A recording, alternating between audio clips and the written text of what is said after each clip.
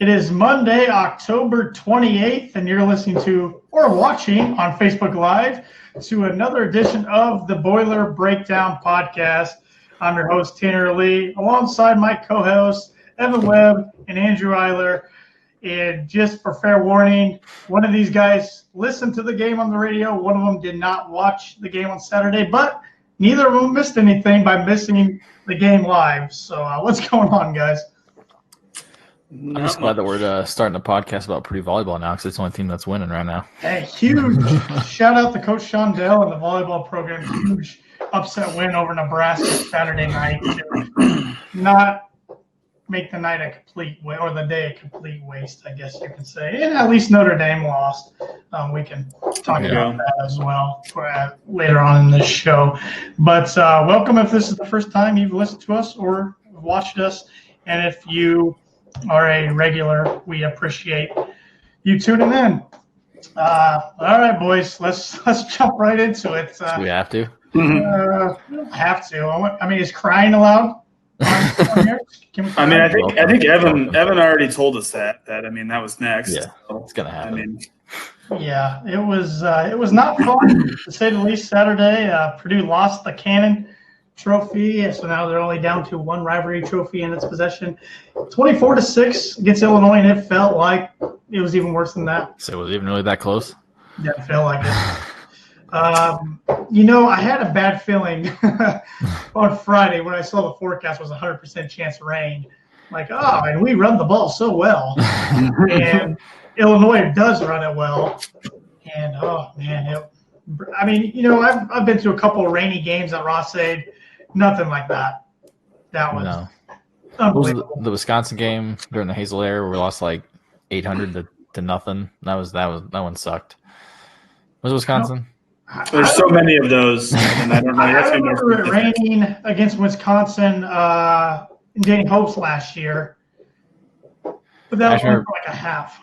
I remember I was sitting in the student section. There was like 6 people there. I don't know why I was still there at the end of a blowout, but it rained last year, Eastern Michigan in a loss. It rained the year before against Minnesota in a win. But that is one thing about Jeff Brom's team so far in almost 3 full years at Purdue.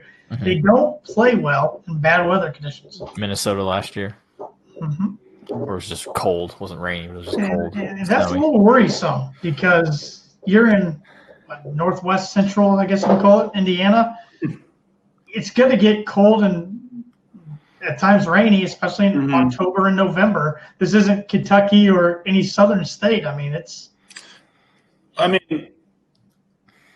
can't remember what the weather was like the last 2 bucket games. I'm assuming late November it's been cold and crappy. Last year wasn't actually that bad. It was supposed to be really bad because I was going to go, and then the weather looked like it was going to be really crappy, and then it ended up being pretty nice. It wasn't warm by any means, but it ended up not being too bad, I don't believe. Mm-hmm. I'm just assuming one of those games was fairly bad weather. I don't remember the weather. More to have the bucket. Yeah, but really, I thought the crowd showed up pretty well, at least for the first half. I was really surprised by how many people were there. I know over 58,000 seats were sold, which was awesome, but not that many people showed up. And it was interesting because usually it's a sea of black and gold. It was a sea of the brightest colors imaginable. Yeah, because there was all ponchos. Yeah, purple, pink, yellow, lime green. It was kind of funny.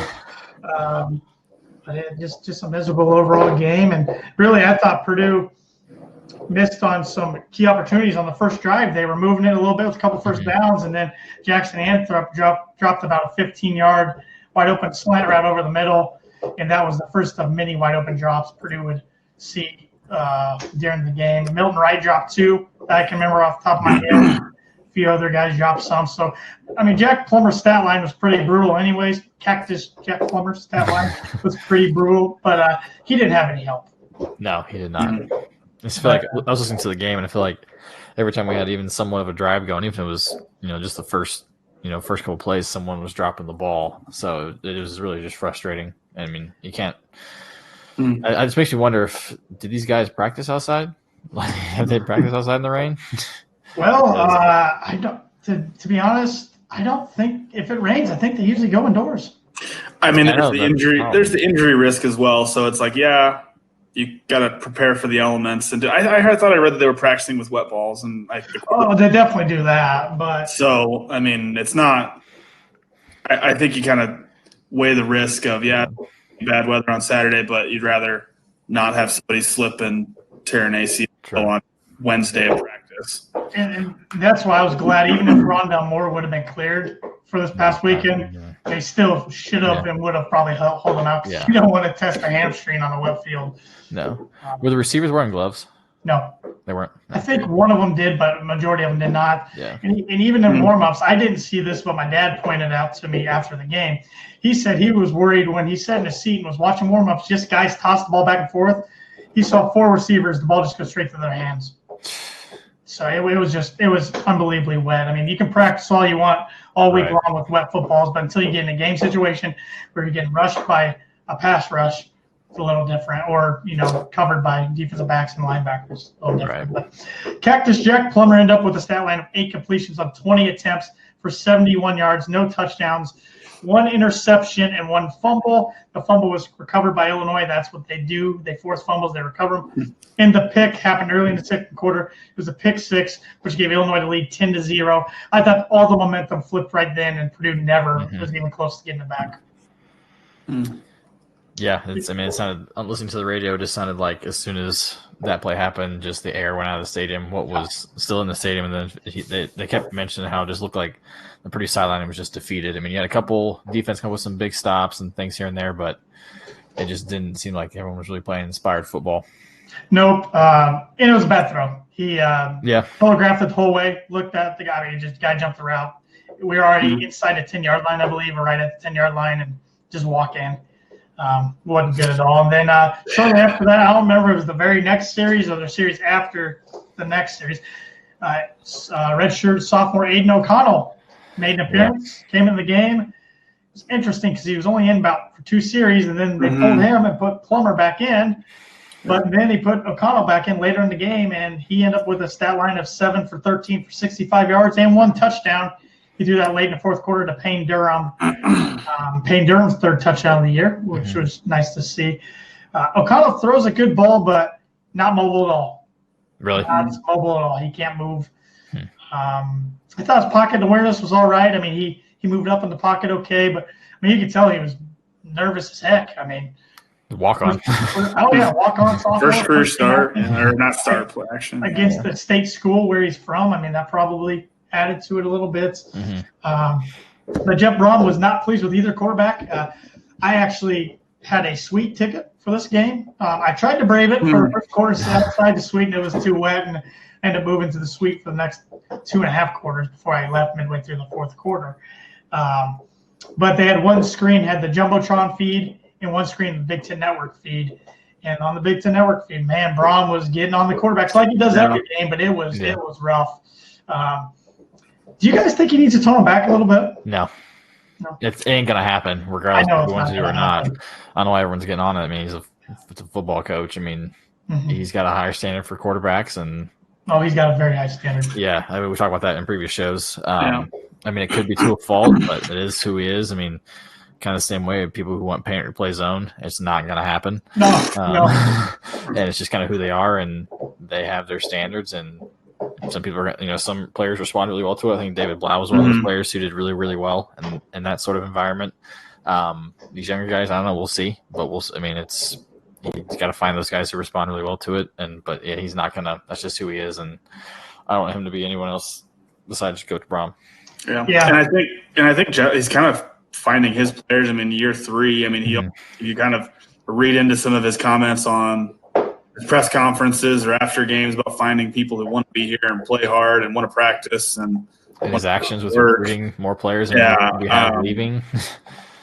I mean, that's the kind of guy he wants. And I mean, on a crappy day, how often, and all sounds like that the team really wasn't into it pretty early on, gotten taken out of the game and was pretty low energy. What's he going to do? I mean, he's quiet and laid back, then I mean, the team's not going to react, I would think, but disappointing. Yeah, exactly. So, it's interesting though. You mentioned how David Blau. I'm struggling with this. David Blau. Wow. Thank you. There we go. We'll get through it I got together. Facebook notifications. Now we're live on Facebook now. We got notifications popping up all over the place. How he handled the criticism and the yelling and by Brom, too many B's by Brom really well. But it's interesting how he came in. He inherited David Blau and Elijah Sindelar, and those guys are men. They can handle this. I mean, Plummer and Aiden O'Connell are inexperienced kids, but when you play Division I football, that's what you signed up for. Right. So, interesting. But, I don't think he's got to tone it down at all. But he was very displeased in the postgame, which he usually is after a loss. He said needed better play out of the quarterback, but he said they also need better play out of the talent around him. He understood the weather wasn't ideal for passing the ball and that there'd be an open competition. And we'd find out by the end of the week who the starter would be. And today, in his weekly Monday press conference, he named Jack Plummer the starter. He pretty much said that things aren't as good as they seem and things aren't as bad as they seem. So it always is. Yep. So I mean, when he said that, I was like, "There's no way." No way that O'Connell is going to get a start over Plummer right now. But he's said this for the last 2-3 weeks how it's right. it's a QB competition, and I don't think he's come out and said that Plummer was the starter. So I wonder if Sunday night Jack and Brom had a meeting and talked some things out. I wonder, and maybe Jack got honest with Brom and said that it's not how he needs to be coached or something. I don't know. We'll see. Definitely could have. Definitely a possibility. So I thought that was interesting from today's press conference. We'll get into some more notes from that here in a little bit. But going back to that football game, I guess if you can call it a football game for Saturday. That's something. It was something. The running game never really got going, of course. Xander Horvath actually led the team in rushing yards with 54 on 9 carries. Both of those came in crunch time. They're literally halfback dives up the middle, which made me think, man, maybe we should have done that the whole game. But also we were down 24-0. Maybe Illinois let their foot off the gas. We're playing pass, not really playing for a run. King Daru, 15 carries for 37 yards. I thought he had a lot of good runs on first down. He was getting 5 to 6 yards a lot of times, and then we just couldn't do anything after that. Yeah. Territorial Fuller, 5 carries for 19 yards. Jack Plummer actually had 9 carries for 18 yards. Jackson Anthrop, 3 for 2 yards. Aiden O'Connell, 1 for 2. Milton Wright, 1 for 2 yards. And David Bell, 1 for 1 yard. We did a few wide receiver reverse runs, but they didn't pan out very well. And as far as receiving goes, Jackson Anthrop led the team with 51 yards on 3 catches. Bryson Hopkins, 45 on 5 catches. David Bell, 18 on 5. Payne Durham, 1 catch for 11 yards and the only touchdown. And Milton Wright, 1 catch for 11 yards. Zach Collins had 8 punts. And Denny Corello had 1 punt, which he almost whiffed the ball. And it was on the Sports Center that night, and it still went 15 yards. Jeez. Just a bad day overall for Purdue. There were no good stats. I mean, Illinois only passed the ball 7 times. Peters threw 6 of those, and Washington, their wide receiver, threw 1. But they just ran all over Purdue. They did whatever they wanted. I mean, Dre Brown had 18 carries for 131 yards.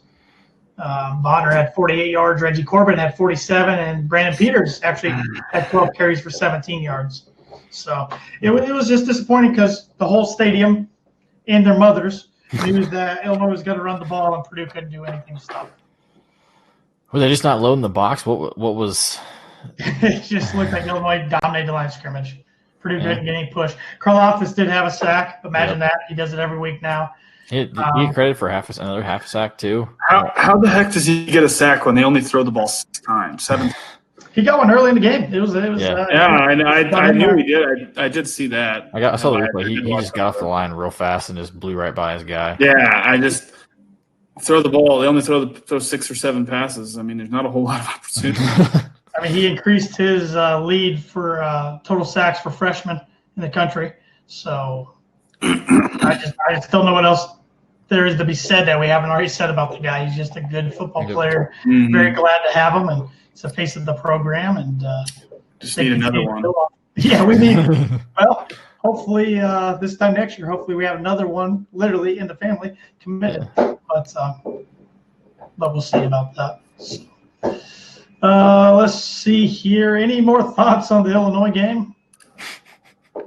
burn the tape. I don't know. Shoot it to the moon. Something. Nope. I think we can put this one to bed. Yeah, I mean, it's our play style is just not fit for that type of weather, and just kind of is what it is. And tried to fit a, I don't know, square peg in a round hole, trying to throw that much, and just wasn't going to work. And I don't know. I would have liked to see that game played with yesterday's weather conditions. Yeah, no kidding. I think it would have. Yeah. With the ideal weather conditions, I felt good about Purdue's chances, but that's still not an excuse. And I know we're without tons of guys, but Illinois played in the same conditions, and they just played their strength. They took advantage and pwned Purdue, really. And it was annoying and the sweet. This is kind of what drove me to even leave. I should have left even earlier than I did, really. But what caused me to leave when I did, even midway through the fourth, was there was a group of Illinois fans right next to me, about 4 or 5 guys. And they were saying some of the dumbest stuff I've ever heard. And they were fully meaning it. It wasn't like they were joking. One guy literally leaned over to his buddy, and I don't think they thought I could hear what they were saying, but I'm right next to the guys. They said, "Man, I really wish we played Ohio State this year. I think it could be a really good game." And I'm sitting here, and then the same guy proceeded to say one time, "Seriously, who is better than we are that we've played already? Maybe Michigan. I think that Minnesota game was a fluke." I'm thinking, you lost to Eastern Michigan. And then he's like, "Oh, this is the best team we've had in 12 years," which I will say, dating back to 2007, they've only made 3 bowls. Yeah. So I guess it couldn't be too far off there. But and then he made some comments about their basketball team, which I really wasn't paying attention. But I was just like, wow.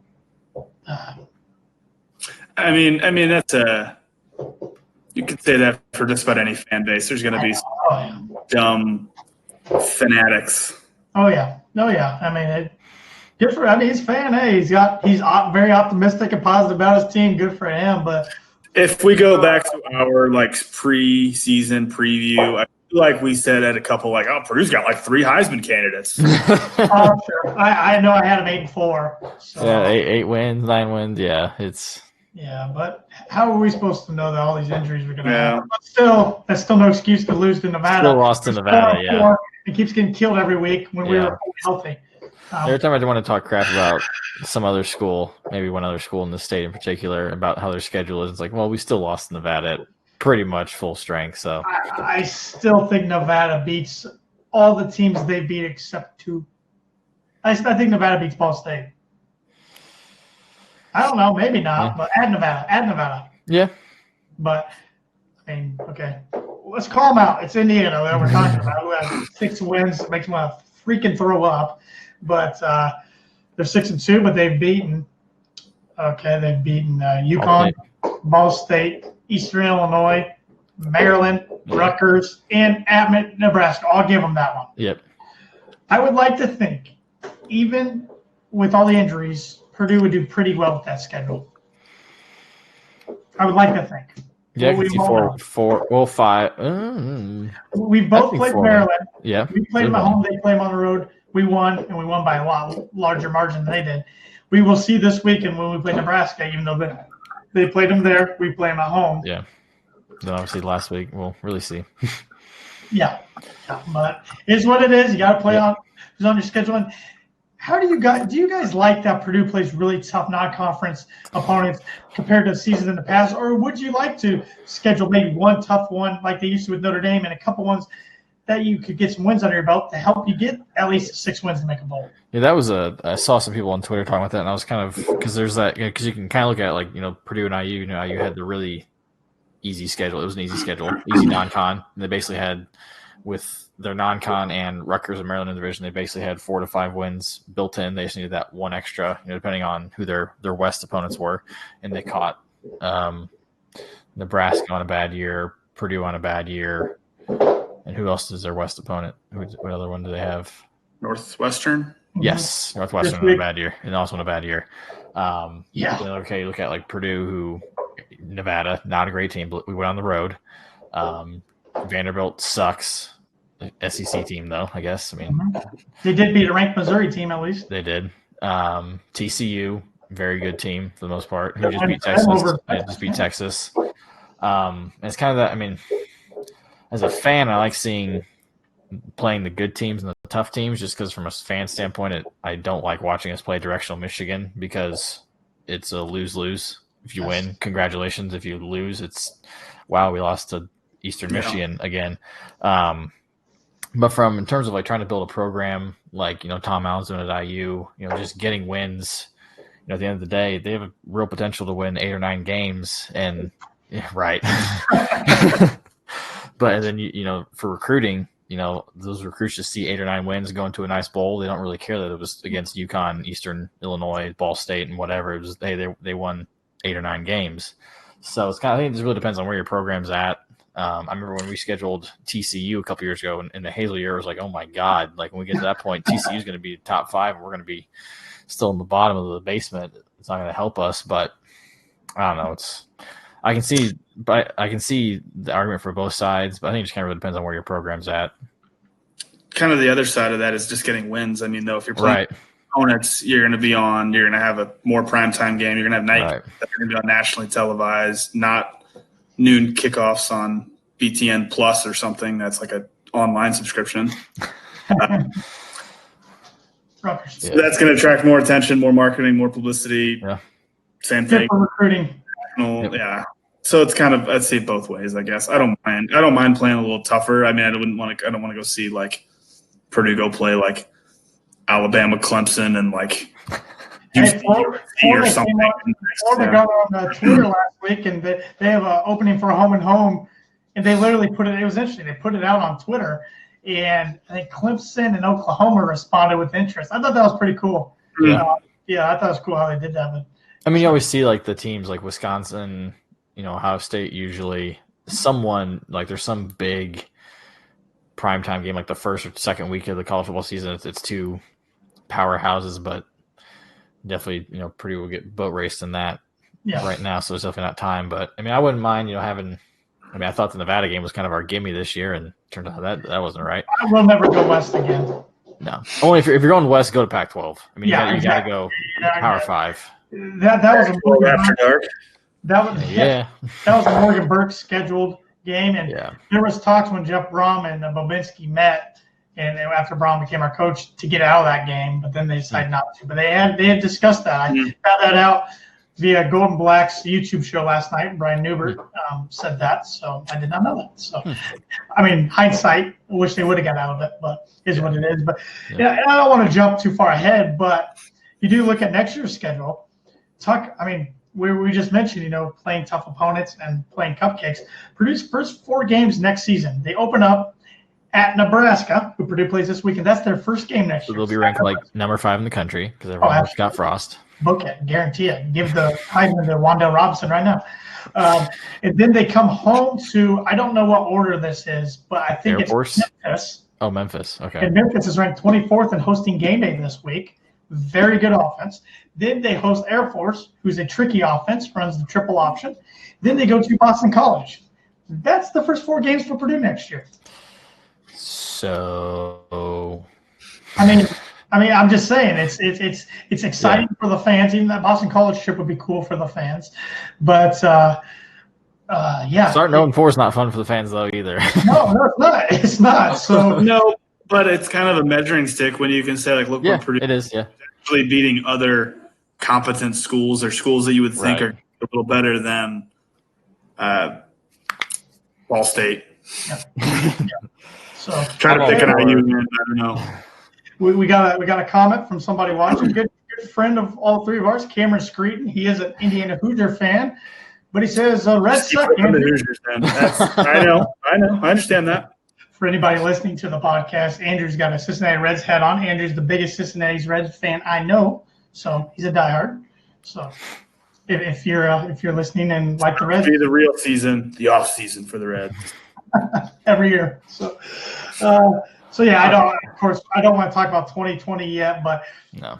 Let's be honest, unless Purdue wins the next 4 games, they're not making a bowl. Nope. So you kind of got to think about 2020 right now. And I mean, like Andrew said, it's a measuring stick to see kind of where you're at, but I mean, you got to win. I mean, at some point, I mean, who's our East opponents next year? We get Rutgers at home. Yes. We are at Maryland. Michigan. Damn it. We're what? At Michigan. Oh, dang it. and Indiana on the road next year. Oh, right. Always, yeah, I forgot about. But yeah, that'll be the first time we've hosted Rutgers, but they did beat us 2 years ago. Yep. And Michigan, I like the Harbaugh Brom, assuming Harbaugh's there next year. Harbaugh Brom, little When's the last time we played at Michigan? 2011. And we got whooped. Shocker. Yep. That was Danny. Yeah, that was Danny Hook. Yeah, that was the Little Caesars Bowl year.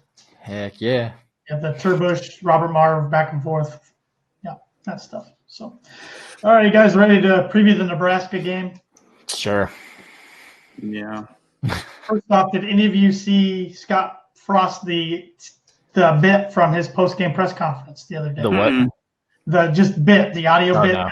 circulating all over Twitter. Well, it was. I think I just saw something on Twitter before we started recording. Was it? Did IU athletic director kind of was not athletic director? Am I?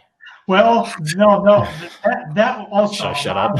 Something else, but that did come out today where IU's athletic director said that Frost and Nebraska were disrespecting Indiana, and he said today he didn't know where that came from.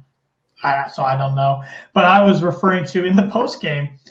It's a coincidence because he's wearing a hoodie, and I think he's trying to talk about the toughness of his players. He says he doesn't like when his players. He was saying at Minnesota, he goes, yeah, when it's a little cold outside, my players wear hoodies. If we did that back when I played, we would have got beat up. Like he was saying, he doesn't want his players wearing hoodies if they think it's even a little cold out in warm-ups. I think he was saying the toughness of his team because I know he threw his team kind of under the bus and said he doesn't have that tough always enough works. Guys, doesn't have committed enough guys, things like that after they lost Indiana because I think he's feeling the heat a little bit. He's 4-4. I know it's only year 2, but it hasn't gone as smooth. And they were ranked in the preseason top 25, which I know we all kind of laughed at. Yeah. I was actually not all that mad to see them lose Indiana just because they're just falling flat on their face. And gave out your 6 times. Yeah, come on. It was going to happen. It was going to happen eventually. They're going to play Northwestern. Yeah. Northwestern, man. They gave up. Yeah, they have. They're terrible. Mm-hmm. They're awful. But I should say I wasn't happy they lost Indiana. I was just happy that they just lost in general. Well, I think on record, if you're a regular listener to this podcast, you can tell Evan and I aren't big on Nebraska. I don't know how Andrew feels. Andrew's got I don't. I mean, I was with you that I was like I thought they're a little overhyped and I was a little more upset at the beginning of the season. Now I don't really care. Now it's Nebraska and Minnesota are the two West teams. Well, at least Minnesota's like backed it up a little bit. I mean, yeah, and just talking about just their coach is just the word. Evan's favorite person. Yeah, I'm right there with you. Yeah, yeah. I know. But looking at this Nebraska team, they're 4-4. The Fox big noon game. I am guessing the Fox execs kind of wish they could take that back, but there's only 4 Big Ten matchups this week. And you got the other ones are Michigan, Maryland at Maryland, Indiana and Northwestern at Indiana, and Rutgers, Illinois. So 2 weeks. I think it was Mike Carmen because someone said like the same thing, like, "Wow, how are we the big noon game?" And Carmen from the Courier was like, "Have you seen the schedule? There's nothing else." He probably was Purdue's got to beat Illinois, Nebraska beat Indiana. Would have been more of a draw, but didn't happen. And maybe they're hoping Rondale comes back. It's Rondale against Rondale, which we'll get to that in just a little bit. But looking at the Nebraska-Purdue series all time, there's not a ton to talk about, but Nebraska leads this series 4-3. In West Lafayette, it's tied at 2 games apiece. Purdue won the matchup last year 42-28. DJ Knox had a big game for Purdue out at Nebraska.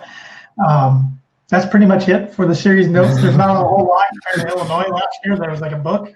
But did you guys know, it's just a little tidbit on Purdue here, or can you guess? Okay, a little trivia, I guess.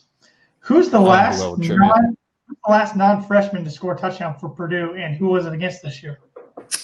Non-freshman? Jared Sparks. It was Bryson Hopkins against Payne Durham just did. He's a redshirt freshman. He played last year, didn't he? He played still redshirt. Oh, no. But he played a whole lot. No, you're both wrong. So we're both wrong? Horvath? Against Iowa? No. State? No. Before that, was it the Nevada game? No. Vanderbilt? TCU? TCU? What else we got? I don't remember scoring in the TCU game, I'll be honest. every single touchdown Purdue has scored in the Big Ten has been by a true freshman or redshirt freshman. Every single touchdown. That's pretty incredible. I mean, there haven't been tons, but yeah. Thanks to the Illinois and Penn State game and even the Iowa game. But in Maryland, we scored a lot. So yeah, that was the big. That was really interesting. And even that touchdown was scored. He's a sophomore. Yeah. I mean, yeah, it's pretty crazy. So it's exciting. It's kind of exciting. You think about it the other way, and it's like, yeah, okay, we're terrible right now, and it sucks. But look at all the freshmen that are doing it for the experience. Exactly. Looking at Nebraska, I have no idea who's going to be the quarterback on Saturday. I don't know if Martinez is Did going to Martinez play against IU, and then I didn't watch the game. He didn't at all. I thought he started. He dressed. Oh, I don't know anything. His backup, Noah Vedral, started, got hurt. Luke McCaffrey came in, first appearance ever for the freshman. He ended up getting hurt, and Vedral came back in. Oh, Vedral didn't get hurt? I thought he was benched for McCaffrey? He got hurt. And then came back in? He got hurt, then Vedral came back in to get him okay. I thought he got hurt, but then I didn't know he came back. Okay. So I don't know what the status is on Martinez. I'm guessing he's questionable. Would be my guess. Martinez on the season, he's having a little bit of a sophomore slump. He's 88 for 146 for 1,245 yards, 7 touchdowns, 5 interceptions. Noah Vedral, 33 for 49 for 407 yards, but hasn't thrown a touchdown or an interception. Then Luke McCaffrey, like I said, Saturday was really his first action. He was 5 for 6 for 71 yards, 1 touchdown, no picks. But that dude can run. Of course, he's a McCaffrey, but he can run. Martinez can run, and Vedral can run. They can all run. Martinez on the year has 85 carries for 341 yards, 3 touchdowns. Vedral has 30 carries for 106 and 3 touchdowns. So, but of course, got to know where Rondale Robinson is at all times. A kid Purdue recruited really hard. Mm-hmm. He was really committed to somewhere else, Kentucky. Right, yeah. Yep, because that was funny when he originally committed. Nebraska graphics guy was told he was committing to Nebraska, had a graphic all made up. Then he committed to Kentucky. He goes, "Oops, I was told to make this yesterday." And then he shared it. And then he was committed to Kentucky for a couple months and decommitted. And then the graphic was already made for Nebraska. So. But he's been a little banged up here and there, but he's back. He played against Indiana, didn't he? He played against Indiana. He is a threat to carry the ball and catch the ball. It's Rondale Moore. He's smaller than Rondale, but he's just as fast. And I mean, a lot of announcers accidentally call him Rondale Moore during the game. Rondale, yeah. Rondale Moore, because they play a similar style of football. That's one reason I think Purdue missed out on him was because how would he fit in the offense with Rondale? It would have been interesting. And Braun would have found a way. It would have been awesome. It would have been awesome. It'd be awesome right now when we don't have Rondale. It would have been bad for Jackson Anthrop, but yeah. But Rondale has Rondale has 71 carries for 297 yards, 3 touchdowns. But he has 33 receptions for 407 yards and 2 touchdowns. So a lot of combined yardage. Mm-hmm. Yeah, and he returns kick carries. Or 22 carries against IU. Wow. So they give him, as I say, he seemed like he reverses all the time or draw. Yep. Yeah, it seemed like he played a lot more kind of running back handoffs than Rondale does, but they also got a few good running backs. I mean, they got Dedrick Mills. He's got 84 carries for 380 yards, 7 touchdowns. That's a high touchdown number. Maurice Washington is not with the team currently. He has 50 carries for 298 yards, 1 touchdown. He's not currently with the team. He's in some legal trouble, I believe. And then on the receiving end, J.D. Spielman, he's got 29 receptions for 566 yards, 1 touchdown. And tight end Jack Stoll has 18 receptions for 184 yards, 1 touchdown. Those are some of the names you need to be familiar with when watching Nebraska on Saturday. And then on defense, I'm not sure what kind of defense they play, to be honest. But Mohamed Berry leads them in tackles with 56. And then the defensive back, Eric Lee Jr., leads them with 2 interceptions. So, yep. Do you have a turnover margin there. I can find one. Illinois had a really good turnover margin. That was the thing I was worried about going to the Illinois game, was just they force a lot of turnovers and they don't turn it over, and that's exactly what really sealed the game. They got 14 points off our turnovers, and that's all I needed. Nebraska's defense last year was terrible, and I don't think this year they're really all that much better. Nebraska. I'm on a site with all the NCAA teams, so this is taking me a while. It's great for audio medium. Now at least we're video too. My list only goes down to 50, and they're not in the top 50 in the nation. Okay. Well. So, yeah. Yeah, I don't see anything real quickly on. Oh, wait, here's another page. Yeah, this is great for audio. We need some like Jeopardy music or something going on. Add that in post.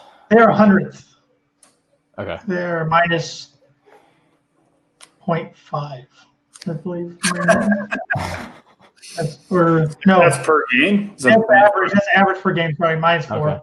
Okay. Minus 4. Okay. They have five interceptions. Thrown 5 interceptions. Yeah. Or lost 11 fumbles. 11 fumbles? Yeah, they've lost 11 fumbles. Okay. Where's Purdue on this thing? Don't want to know. Don't want to know. I feel like Purdue's only got. I feel like Purdue's only got like. Oh dear God! Tied for 122nd. We literally are ahead of 1, 2, 3, 4, 5, 6 teams, but we're not last in the Big Ten. That's Rutgers at 125. We are tied at 122 with Northwestern. Gosh.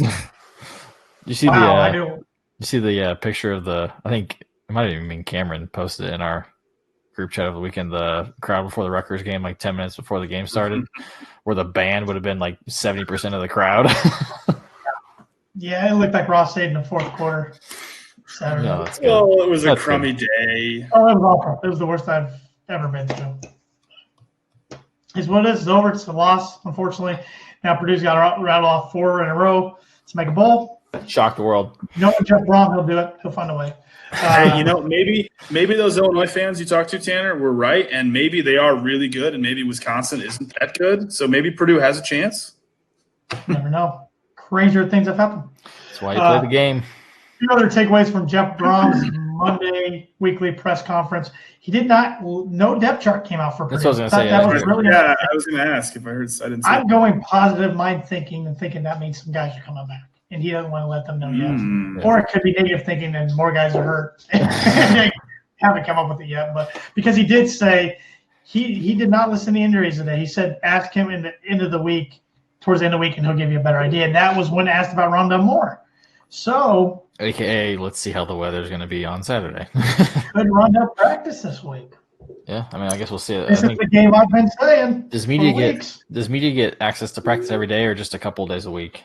Because I feel like I think they can watch just a few minutes of warm-ups, and then they get them after practice. I don't think they can't. I don't think there's a lot of practice they can view. I'm not sure though.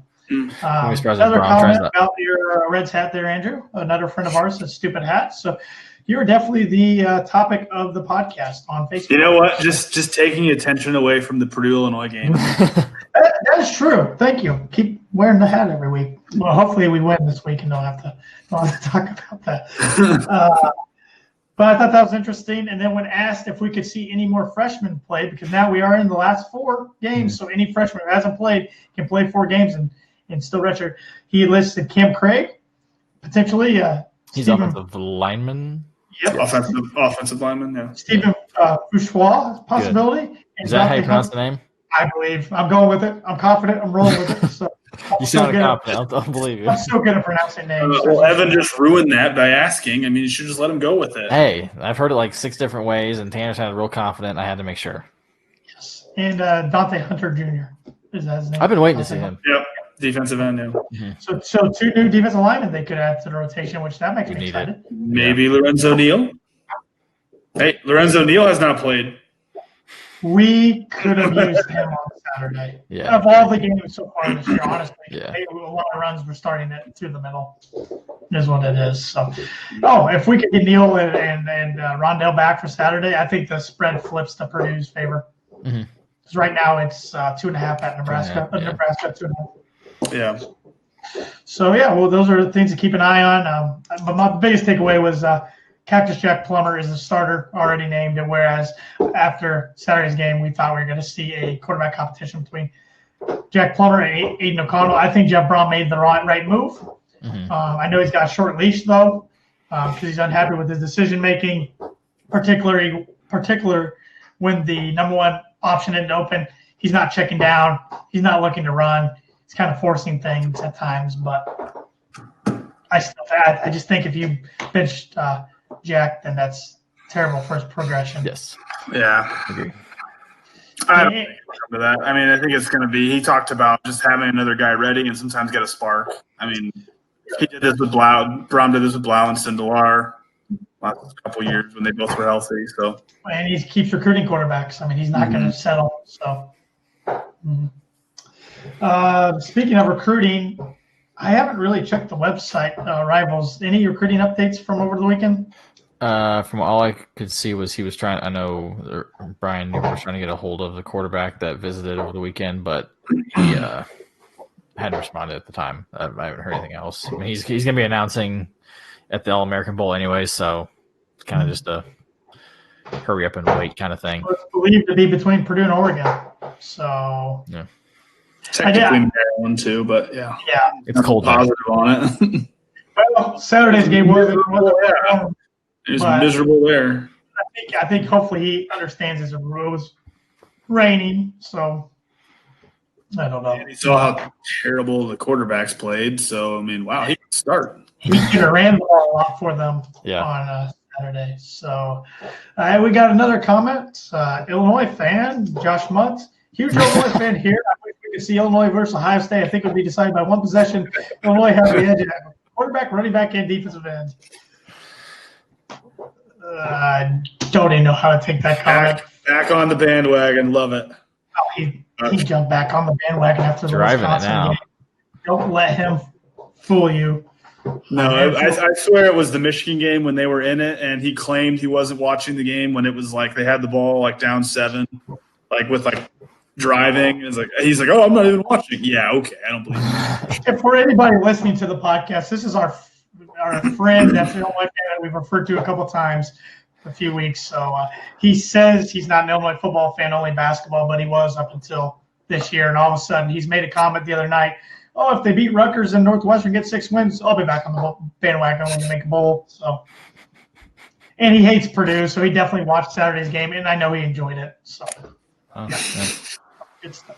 So, I guess we already covered the Nebraska game, but I didn't see any other recruiting notes to hit on. No, basketball. I'm just hoping for show some better effort for this game, and it's all I can hope for at this point. Just progression with the team. I mean, if we don't win, but we show some progression, I might be okay with that. We'll see. Depends on my mood. We did get some good recruiting news on the football front on Friday. Mm-hmm. Bryce Austin, long-time speculated silent verbal commit to Purdue, did commit 3-star defensive tackle from Michigan, had offers from Michigan State, Penn State, Wisconsin, Missouri. Was Notre Dame in there? Was Notre Dame in there, or was that just Malik? I think I was just Malik Carr. Michigan State. Michigan State, yeah. A whole bunch of Cincinnati, Louisville, Kentucky, a whole bunch of Midwest offers. So a good pickup in a position of need for Purdue, definitely. Yep. All right. Do you guys want to pick games, or do you want to talk a little Purdue basketball, then pick games? Let's pick games while we're on football. All right. Let's do it. Let's start off with the Purdue-Nebraska game. Saturday noon. Fox Big Noon Saturday, I should say. Nebraska is a 2-point favorite. Excuse me. I said 2.5 earlier. They are 2. I think I've got 2.5 as well. Majority rules. Good God, I just saw the line for the Illinois game. I don't have that line, so I'm interested to hear it. I guess it's not that smart. I am unfortunately taking Nebraska. Yeah, I don't have a whole lot of confidence after how bad. I mean, even with the crummy weather, I don't know. I think we all picked Purdue. I mean, they were 10-point, double-digit favorites. I don't know if it was 10 or 12 or something, right? I mean, 9.5. 9, yeah. I don't know, just totally laid an egg against a team that would have thought was going to be a fairly comfortable win, but it's a winnable game. Yeah, and I know the weather was a huge factor, but what a huge opportunity wasted by Purdue. I mean, Illinois, Nebraska, at Northwestern. You win those 3, then all you got to do is split your last 2. Now you got to win all 4 to make a bowl, keep the season going. Which the reason I wanted to see this team make a bowl real bad at 6-6 is not only because it would be a great comeback story with all the injuries and everything, it gives all the young guys even more practices. You get those extra bowl practices. That's huge for a program that's trying to develop into something. But I like Nebraska in a close game. What score? Well, I'm gonna say that Martinez plays 34-27. Okay. Has Purdue played a running quarterback like Martinez? Not like him. Yeah. Nevada ran it a little bit. Carson Strong. In Maryland, a little bit. Yeah. Maryland ran it. Yeah. Yeah. And Illinois ran it this past week a little bit, run pass option. What do you guys got? I just don't have a whole lot of confidence. I'm kind of confused by Plummer. I mean, he's kind of thought that he was kind of progressing especially against when you're not playing the defenses like Iowa or Penn State. Again, I don't know that much. I guess I didn't know that much about Illinois' defense going in. I don't know. So I think Nebraska by about 10. I don't know. I'll say 27-17. I will say, watching that Nebraska-Indiana game, Indiana had a lot of wide open wide receivers. Mm-hmm. But I don't know if that was good scheming on their part. But I don't know. Offense has never really been IU's problem. I mean, even when they are on their backup quarterback, I mean, their quarterback's experienced. I thought Ramsey looked better than Penix did. Yeah, started a bunch of games before. So I don't know why. I don't know. It does seem like IU's offense. I mean, they do. Yeah. I've rarely watched them have trouble moving the ball this season. No, defense is what gives them problems usually. Yeah. I'm going 31-28 Boilers for you guys. I like it. Somebody's got to be positive around here. So I'm appalled. I like it. Yeah, I like it. Moving on to the Big Ten, you got number 14 Michigan coming off a huge shellacking of Notre Dame. They played in the same conditions as Purdue, but Michigan ran the ball over 50 times. Wow. Yeah, for 303 yards. Notre Dame ran it 31 times for only 47 yards. There was your difference. Yeah. Ian Book was 8 for 25 for 71 yards. Shea Patterson was 6 for 12 for 100, but 2 touchdowns. And then McCaffrey, I'm forgetting the other one's first name. There's 4 McCaffrey boys, but the other one that plays Drew McCaffrey? No, that doesn't sound right. But the one that plays at Michigan, he came in and threw a touchdown late because Harbaugh was not letting his foot off the gas. It was beautiful. They don't play until 2033 again, so why not? Yeah. I would root for Michigan over 2 teams, I think, Indiana and Notre Dame. So I really enjoyed that. Anyways, they traveled to Maryland, who's 3-5. And Michigan is an 18.5-point favorite. Maryland's bad. They're not good. Yeah, they're bad. You remember when we thought their win over Syracuse was impressive? Syracuse won 3 games this year. So they were ranked. I mean, they were they scored like 140 points in their first 2 games or something, didn't they? Yeah, but they got ranked and they lost to Temple. It's been downhill since then for them. Yeah, Maryland covers. Yep, I agree. Without a problem. Rutgers at Illinois. Webby, what's the line? Because I don't have it on my phone. Illinois by 21. I knew it was in the 20s. Illinois covers. I thought it'd be like 14, 17. Illinois won their 3rd in a row, and they cover, and they're 1 game away from a bowl. Yeah, they cover. Yep. Lovey is safe. Unless they lose this game and lose out. That's the only way I see him getting fired. I think he's safe. So, Rutgers is awful. They struggled against Liberty, but they beat them. I picked Liberty last week. So. I think we all did.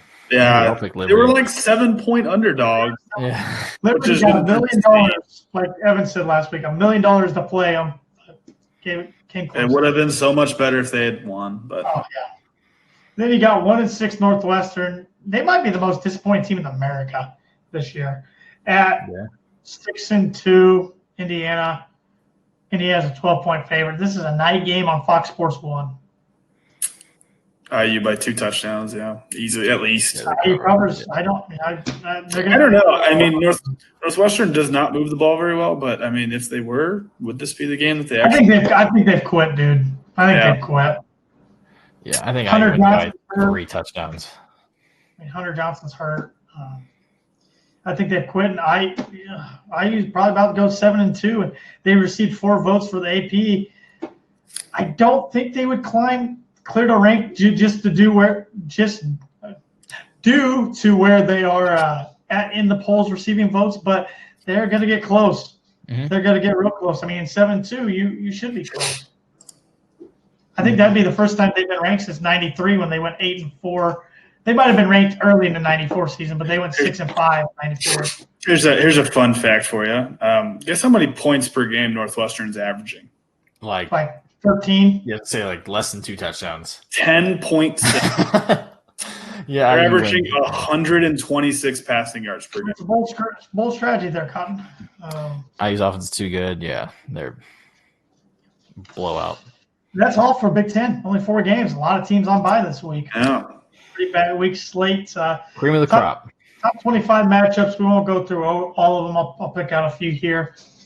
Thursday night on Halloween. Weird things happen on Thursday night college football games. Plus, this being Halloween, this could be a tricky one. You got 3-4 West Virginia at number 12, 7-0 Baylor. Baylor is a just lost the line. 17.5. 17.5. Yes, 17.5 point favorite. Baylor. Yeah, I don't think they cover though. I'm gonna say they win by 2 touchdowns, but don't cover. Baylor runs away with it.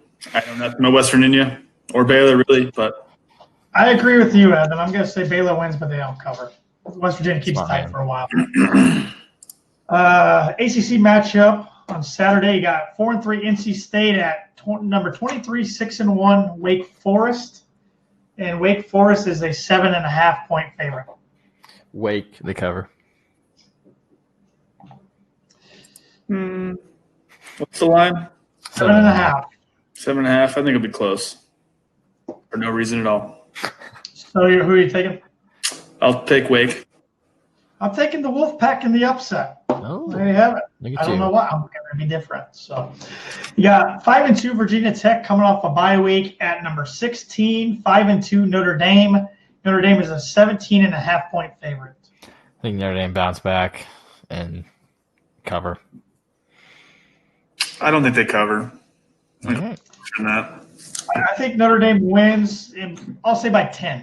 Say they don't cover. I think Virginia Tech keeps it close. This is a team that was really struggling earlier in the year. I thought Justin Fuentes might lose his job. They've kind of turned it around. They're 5-2 now. But I think Notre Dame takes some frustration out, wins at home. But like I said, I don't think they cover. The game of the weekend, in my opinion, even though it's not college game day, got number 8 Georgia against number 6. Not game day. I'll get to the game that is. I know, but it's number 6 Florida.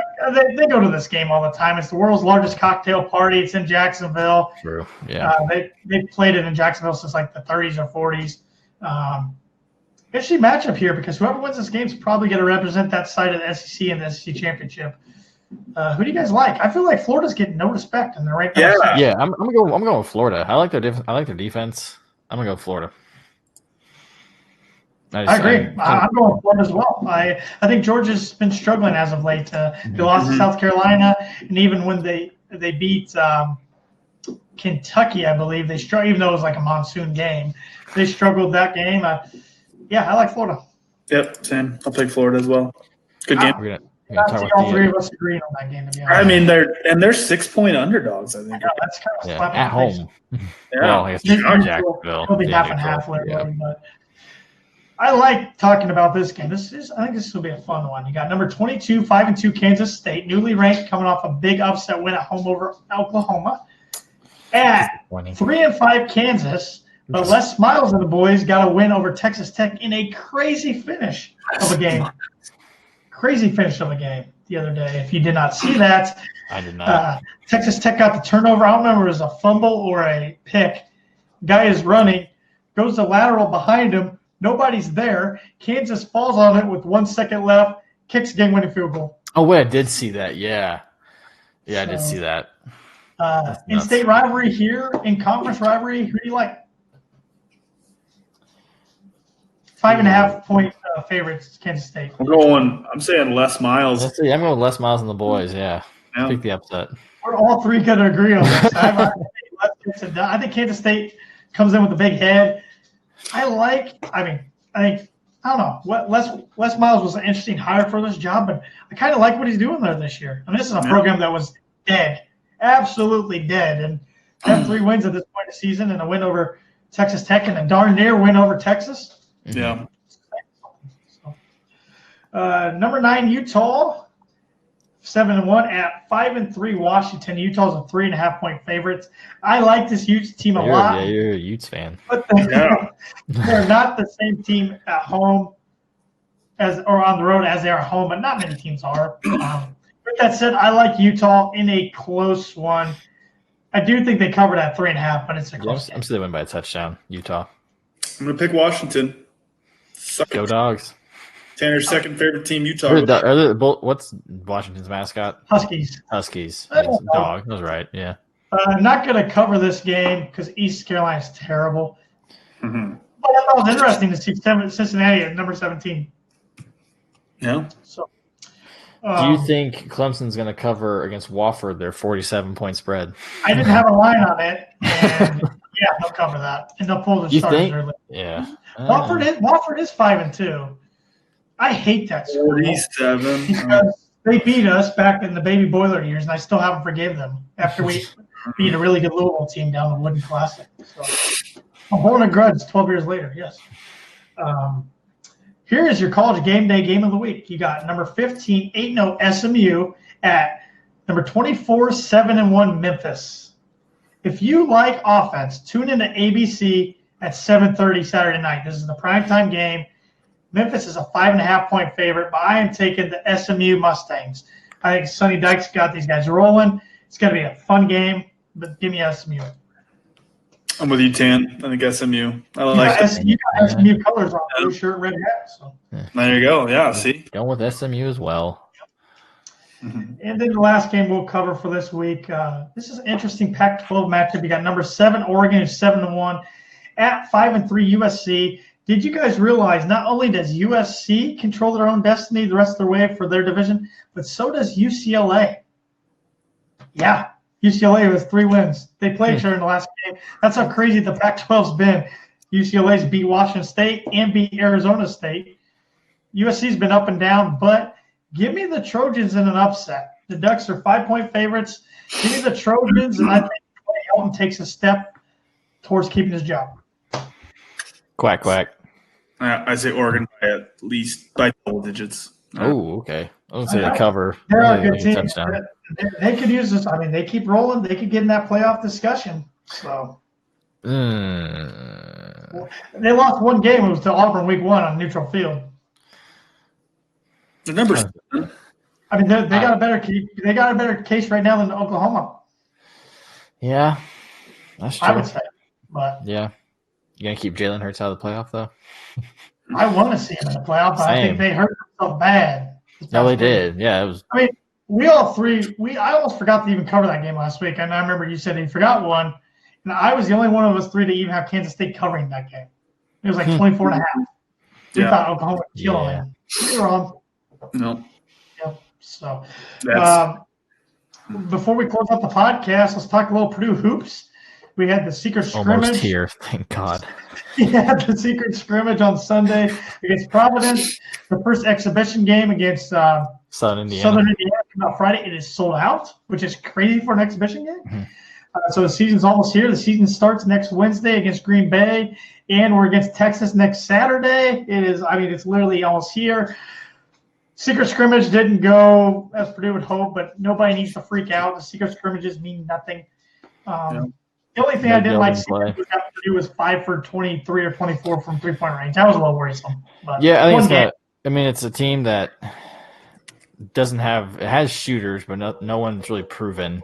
I mean, your closest one's probably Wheeler, with Asasha probably is a close second. Mm-hmm. We know Hunter can shoot, hasn't proven it. We've heard Thompson and Brandon Newman can shoot. Obviously, they haven't proven it since they're freshmen. Proctor can shoot it, supposedly. Supposedly. We haven't seen him, so he hasn't proved it yet. So it's one of those things I think it's just I would not be surprised if we see another kind of slow start like we did last year. I don't think to the degree that we saw. Granted, we are playing some, I think, a bit tougher schedule this year with the fact that we play Virginia, we play at Marquette. We potentially play VCU, potentially could play Tennessee down in Florida. So, I mean, we'll have to just see where we can find our offense, and I think it might be a little bit of a slow start, but I think we'll be all right.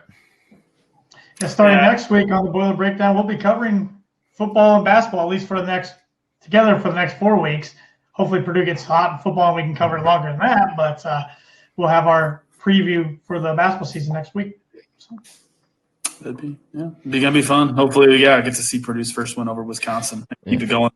First win I can remember. Yeah. It would be if Purdue would win out Wisconsin, it'd be the first time they won up there in 2003, which was a college game day, and then the next year was college game day at Purdue, and I'm not going to talk about that game. So, if anybody's been a Purdue fan for a long time, they know about the game day game. But basketball season, it's hard to believe basketball season is almost here, and it's interesting on another podcast I do on the side, the Tan and J Man Show. A little cheap plug there. Is it on the side? Is it on the side? Is it really? Check it out on all your audio podcast platforms wherever you listen to your podcasts. And live TV. And the IC Sports Network. There you go. We cover all different kinds of sports. Anyways, we were discussing tonight getting into the mood for basketball. And I said a lot of years it comes this time, and even if my football team's struggling, I'm still not ready for basketball.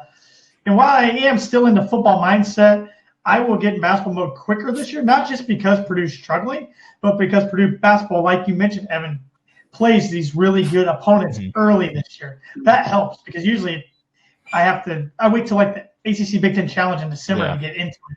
But this year, when they played Texas game 2 and at Marquette and then VCU. I'm not a big believer in Marquette. I mean, it's going to be Marcus Howard. And it'll still be a fun matchup. Oh, yeah, for sure. I'd love to see gel just kind of. I'm still mad about that. We played there 2 years ago. That is lazy scheduling on the Gavin Games part. I mean, that's just would have loved to go out to Villanova. I mean, they came Mackey a couple years ago. Georgetown. I thought that would have been cool. That'd be a cool one. Yeah, that'd be a cool one. And we secret scrimmage Providence. Right. I knew it wasn't going to be Butler with the Crossroads. Right. I don't know. I thought. Although that'd be a sick game at Hinkle, though. That would be so much fun. I just don't see that ever happening. No, it's not going I would to. love Man, for them to do a 1-on-1 with Hinkle and Mackey, but with the Crossroads, it's not going to happen. Yeah. No. I would love to get Notre Dame and Mackey one of these years for the ACC Big Ten Challenge, but I don't see that happening either because of the Crossroads. But it is what it is. But yeah, it's going to be fun. I mean, we got all those big games, and arguably Virginia's looks to be one of the biggest matchups in Mackey history. I mean, the Villanova one was huge a couple of years ago when they were defending champs. The Duke one in 08 was probably the biggest one. Until the game started. That was crazy.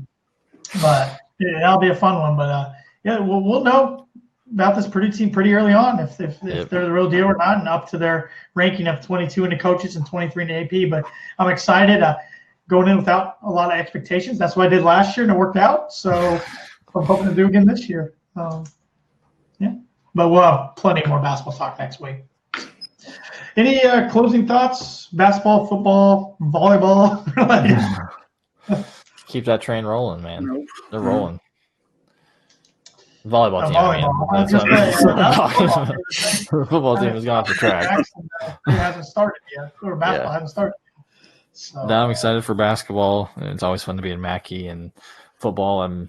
I've kind of had this mentality really since all the injuries started popping up. Is just I want to see these young guys progress. Thought we had a really good thing at the Maryland game. Everyone was clicking. We kind of take that step back against Illinois. So let's hopefully we can get back on that right track of just kind of seeing these guys improve. We know what David Bell can do. I'd love to see more of Milton Wright. I think he's lacking some confidence right now. So I'd love to see him get more involved, especially now with some of these freshmen coming in who can play now because of the redshirt rule.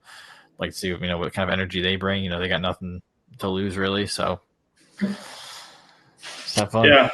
be excited to hopefully see Jack Plummer kind of take a step forward again. So I guess I got one closing question for you guys.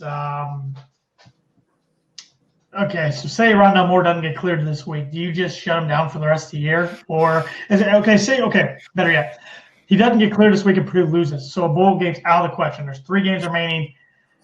Do you shut him down for the rest of the year, or is it a case of if he wants to come back and play and he's cleared, do you play him? I really want the bucket.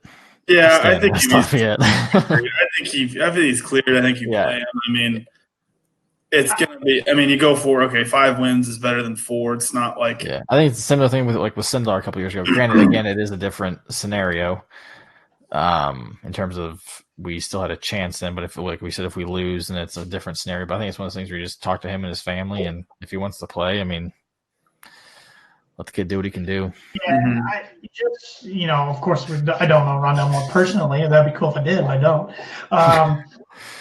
Just from what I've read and seen him interviewed and everything, I feel like he's the type of kid who will love to play. And it might be good for his mindset going into the off season, just to test it, just to give it a test. So, all right, I got another question. What about that yet? Elijah Sindelar. He's a player, yes. Say he gets healthy and cleared after during that bye week, after the Northwestern game. You got 2 games. I don't care if there's a bowl game eligible or not. Do you play him? Yes. I think so. I mean, he's already got the 6th year, and which could be interesting if he could be retiring as well, and he could be like, I want to go out with the win with the Curtis bucket Painter type performance against Indy. Yeah, and then he can say, I can retire. I've had my body's broken down, or he can be like, hey, I'm good to go. I'm going to stay here for my 6th year, or just go to the NFL. Yeah, or audition for the NFL to say, hey, look, I'm healthy. And I gotta think.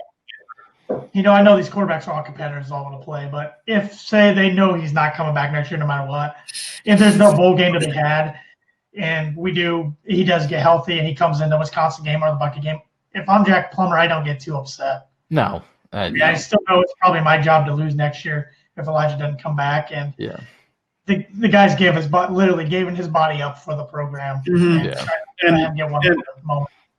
And I think Brom and the whole coaching staff will do. Well, they'll do right by Sindelar. I mean, if Sindelar, they know he's not coming back next year. He's like, hey, I'm going to go to the NFL draft, or I'm going to transfer to somewhere so I have a chance to play. They'll say, here, look, I'll give you a chance to kind of get back into it and audition for whatever. I think they'll do right by him.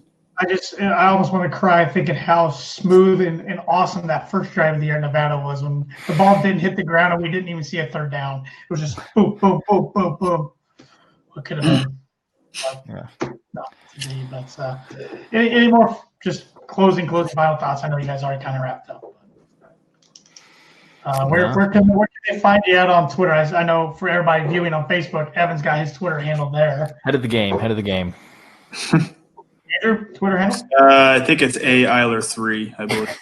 All right, I'll test it to see if you can remember this week. And mine's at _T_Lee. Maybe I'll have mine up on the screen next week. And I think you can expect us to be recording these on Facebook Live. We don't have a set day or time every week. It's just kind of whenever we can do it. But if you feel like it. If you like our Facebook page and want to tune in, please do so. And if you don't like our Facebook page, what are you waiting for? Please like our page, especially if you're listening to our podcast, and follow us on Twitter and Instagram at Boiler Break Pod. And if you're listening on Apple Podcasts, please give us a rating and review. That really helps us out. And if you have any suggestions or recommendations how we can make the show better for your listening and viewing pleasure, please let us know. And we always want to thank our sponsor of the Boiler Breakdown, which is Schroff Landscaping. Get a hold of them if you need any landscaping needs. They're licensed lawn applicators. They're doing a bunch of fall cleanup right now. So get a hold of them, and you can find them on Facebook as well. So with that said, let's boiler up, hammer down, and beat the Cornhuskers. Indiana Corn's better. Boiler up.